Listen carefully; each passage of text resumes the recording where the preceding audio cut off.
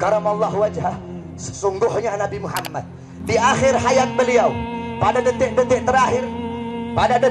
terakhir nafas beliau, aku melihat beliau menggerakkan bibirnya dengan 2 kali gerakan. Ketika itu aku mendekatkan telingaku. Ketika aku mendekatkan telingaku, aku mendengar beliau berkata, ummati, ummati, kata beliau. Ketika itu saudara-saudara, ketika itu Allah berkata kepada Jibril, wahai Jibril, engkau turun, beritahu kepada Muhammad bahwasanya aku memberikan kepada dia 2 pilihan. Apakah dia akan memilihku atau dia memilih dunia? Kalau dia memilih dunia, akan aku panjangkan umurnya. Kalau dia memilihku, katakan kepadanya akan datang kematiannya pada hari ini. Datang Jibril membawa pesan tersebut, kemudian disampaikan kepada Nabi. Kata Nabi, wahai Jibril, sampaikan kepada Allah bahwasanya aku lebih memilih Allah subhanahu wa ta'ala. Kehidupan yang sebenarnya bagiku bukan dunia. Kehidupan yang sebenarnya bagiku ketika ruhku berpindah berjumpa kepada Allah subhanahu wa ta'ala. Akhirnya saudara-saudara, datanglah Israel. Datang Israel untuk mencabut nyawa Nabi Muhammad SAW. Ketika itu Nabi Muhammad SAW terbaring di rumah Sayyidatuna Aisyah di atas kasurnya. Ketika itu datang Israel. Israel pun izin untuk mencabut nyawa Nabi Muhammad. Apa kata Rasulullah SAW? Ketika itu ditemani oleh Jibril. Ya Khalili Jibril, wahai kekasihku Jibril, aku belum puas meninggalkan umatku kalau belum diberikan jaminan oleh Allah subhanahu wa ta'ala. Pergi Jibril menemui Allah subhanahu wa ta'ala. Fa'ahallahu ta'ala ala Jibril, basyirhu ya Jibril, innahu awwalu nasin khariju minal ardi idha bu'isu wa sayyiduhum idha jami'u, fabasyirhu innal jannah muharramatun alal umam qabla an tadkhuluha ummatuh.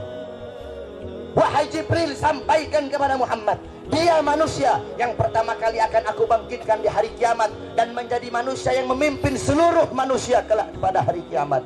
Dan sampaikan kepadanya jaminan dariku bahwasanya sorga aku haramkan untuk dimasuki oleh siapapun sebelum sorga dimasuki oleh umatnya. Ini jaminan dariku wahai Jibril.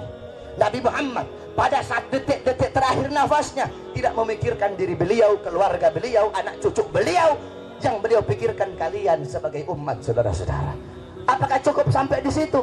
Tidak, tidak cukup sampai di situ. Dicabut nyawanya Nabi. Dicabut nyawanya Nabi. Ketika dicabut nyawa Nabi Muhammad, Nabi mendesah. Ketika dicabut nyawa, Nabi berlirih. Ah, kata Nabi. Dicabut lagi nyawa Nabi. Nabi berkata, ah. Di samping Nabi Muhammad ada sebuah cawan berisi air. Beliau letakkan tangan kanan beliau, beliau usapkan keringat, peluh-peluh keringat-keringat yang keluar di wajah beliau. Beliau berkata, ya Khalili Israel, wahai kekasihku Israel, apakah seperti ini rasa sakit dicabut nyawa wahai Israel? Saudara-saudara, Nabi Muhammad yang sholat sampai kakinya bengkak, Nabi Muhammad yang sholat sampai kakinya keluar nanah, merasakan sakit ketika dicabut nyawa. Bagaimana dengan orang-orang yang lalai dari sholatnya, saudara-saudara? Nabi Muhammad, manusia yang paling mulia, khairul khalqillah, khairul wafa, wa bahrus safa, merasakan sakit ketika dicabut nyawa. Bagaimana dengan para pendosa? Bagaimana dengan orang-orang yang durhaka kepada Allah subhanahu wa ta'ala? Dicabut nyawa Nabi Muhammad SAW. Kata beliau, apakah seperti ini rasa sakit dicabut nyawa? Kemudian Israel pun berkata, iya ya Rasulullah, seperti inilah rasa sakit dicabut nyawa. Kemudian Israel berkata, Rasulullah berkata, wahai Israel, apakah rasa sakit seperti ini juga yang nanti akan dialami oleh umatku? Apa kata Israel? Iya ya Rasulullah, rasa sakit seperti inilah yang nanti akan dialami oleh umatmu. Mendengar itu Nabi Muhammad menangis. Itu tangisan terakhir Nabi Muhammad. Itu tangisan air matanya Nabi yang terakhir sebelum beliau wafat.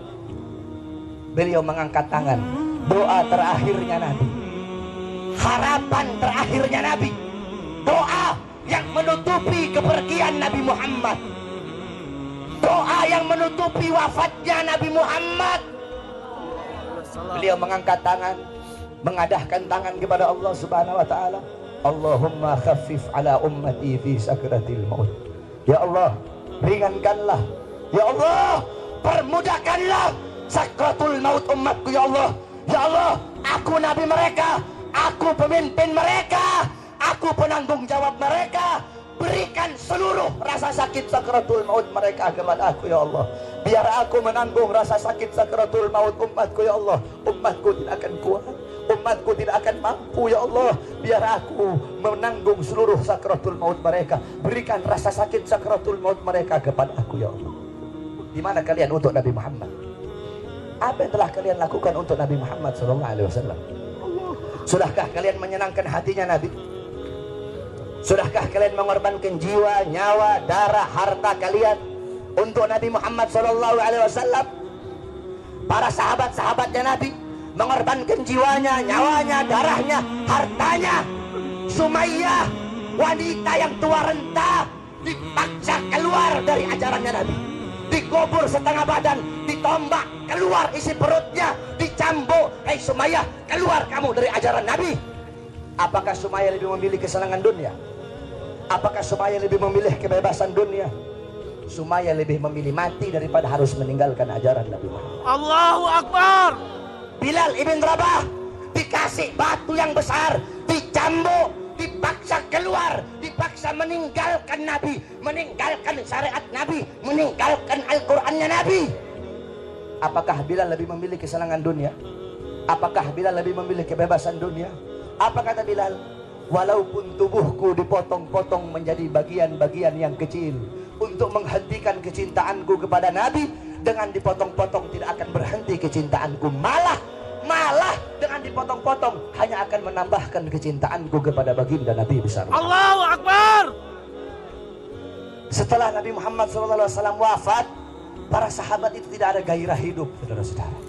Ada seorang wanita yang dimana galat di Aisyah, ya Aisyah, ikshif li qabrin Nabi. Wahai Aisyah, hingkapkan, bukakan bagiku kuburnya Nabi. Dibuka kuburnya Nabi, masuk ini perempuan di depan kuburnya Nabi. Fabakat hatta matat. Itu wanita menangis depan kuburnya Nabi sampai dia mati.